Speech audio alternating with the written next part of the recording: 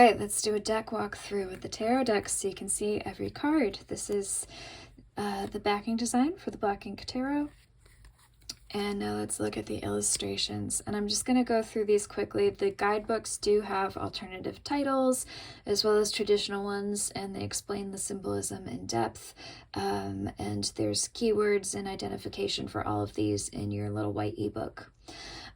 So here we have the Fool, the Magician, the High Priestess, the Empress, the Emperor, the Hierophant, the Lovers, the Chariot, Justice, the Hermit, the Wheel of Fortune, Strength, the Hanged One, Death, Temperance, the Devil, the Tower, the Star, the Moon, the Sun, Judgment, and the World.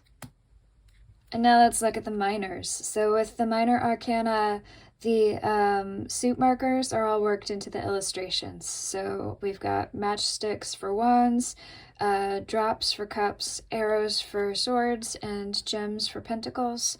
And if you see the matchsticks, arrows, drops, or gems on the cards, then you know you're looking at a minor. So there's the Ace, 2, 3, 4, 5, 6, 7, 8, 9, 10. And then for the quartz, we have animals. So we have the Firefly of matchsticks for the page, Jackrabbit of matchsticks for the knight, the Fox of matchsticks for the queen, and the Mountain Lion of matchsticks for the king. And you'll notice on these, I'll point out the little symbol code, you have the suit in the top left corner, the astrology or seasonal glyph in the top right, a moon phase in the lower right, and then the element, the alchemical symbol for the element in the lower corner. And again, this will all be explained in the little white ebooks. All right, and then the suit of drops, which corresponds to cups. We have the Ace, the 2, the 3, 4, 5, 6, 7, 8, 9, 10. And then we have the Pollywog or Tadpole for the page, the Catfish for the knight, the Harbor Seal for the queen, and the Kraken or the giant squid for the king. Let's move these up here. And then we have arrows. So Ace of arrows, 2, 3, 4, 5, 6, 7, 8, 9, 10, and then we have the bee for the page, the mockingbird for the knight, the swan for the queen, and the owl for the king. And now let's look at gems. We have the Ace, the 2, 3, 4, 5, 6, 7, 8, 9, 10, and then the mouse for the page, the squirrel for the knight, beaver for the queen, and bear for the king. And that is the Black Ink Tarot deck. And again, all of the symbolism in here will be explained. You'll get the basic rundown and all the keywords that you need to get started in the little white ebooks, and then there's tons of depth material to go with these in the books. All right, and now this is the Interrobang Tarot deck. So this is the minimalist deck that's designed based on glyphs. This one comes with a couple little key cards. So the journaling symbols, and then the astrology and seasonal glyphs are outlined here. So that can be helpful. And we have the Fool, the Magician, the Priestess, the Empress, the Emperor, the Hierophant, the Lovers, the Chariot,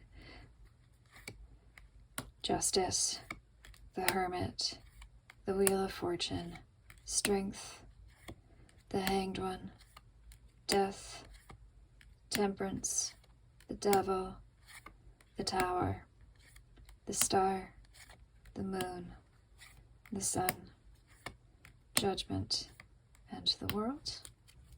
So let's talk a little bit about the differences in the borders here. So the decorative borders on the edges of the cards in this deck tell apart the majors, the courts, and the pips. So it treats each of those as its own grouping, and that means they're really easy to separate out. So if you want to do readings just with the astrology correspondences, you can. We talk about that more in the book, different reasons you might want to separate out the arcana and what kind of questions you can use for isolated readings like that.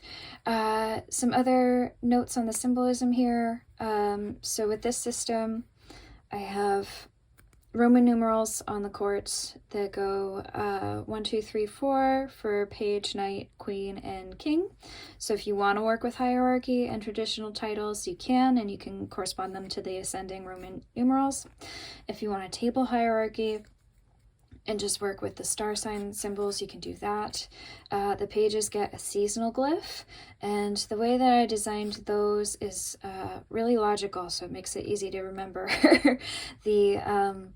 It's like a little sun that's turning around in a circle, and so when the sun rays points are facing east, that's like the rising sun, the light coming back, so that's spring. When the sun rays are facing up above the horizon line, that's like the long days, so that's summer. When we're facing west, like the setting sun, we have the waning year, that's autumn. And then when we're facing below the horizon line, that's winter, so long nights up top and short days down below the horizon line, like the sun is in the underworld. So that's how the seasonal glyphs work.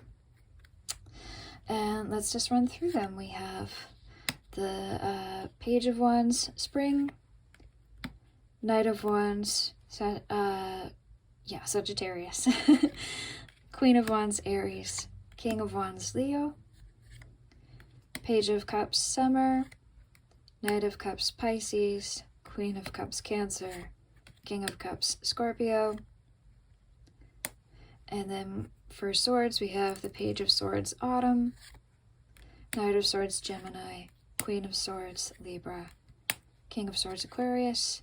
And then for the Pentacles, Page of Pentacles, Winter, Knight, Virgo, Queen, Capricorn, King, Taurus. So the correspondence system that I use is also, if you know a little bit of astro, it's really simple to remember. It's just mutable knights, cardinal queens, and fixed kings.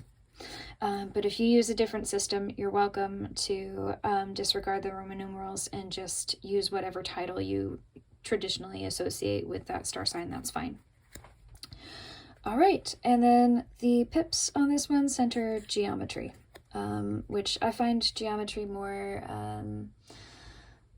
I don't know, it conveys more story to me than just the regular written numbers. We just go up with little geometric glyphs for each of the suits. So wands, 1, 2, 3, 4, 5, 6, 7, 8, 9, 10.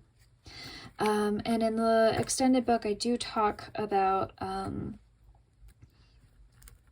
the narrative and the story that we can connect from these geometrics, and how that influences symbolism in a narrative way. All right, and then, so cups, same thing.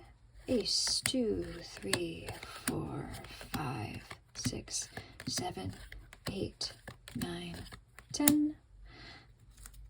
Swords, ace, 2, 3, 4, 5, 6, 7, 8, 9, 10. Slippery. Final card stock is TBD, by the way. These are proof copies. I'm not sure what we're, whatever we go for with the final deck is going to depend on how many backers we get and what we can afford to do, how fancy we can make it.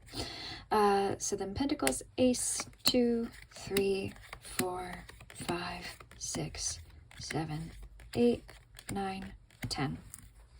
So this is a proof copy. Obviously it has the proof ribbon on it, but I'll just show you. We do have a really detailed rundown on the symbols in here. Okay, and yeah, for reference, we do talk about how the geometry and all the symbolism on these cards influences the stories and why they are the way they are. So that is all explained in the guidebook. But the real point with this one is just to be like an arrow to the card symbolism, and then just so simple that it gets out of the way and that you can really be free to generate your own meanings.